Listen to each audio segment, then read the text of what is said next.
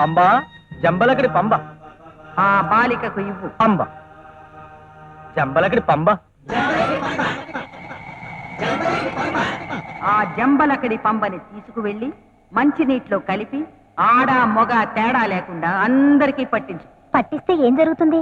నువ్వు నేను కోరుకునేది సిద్ధిస్తుంది.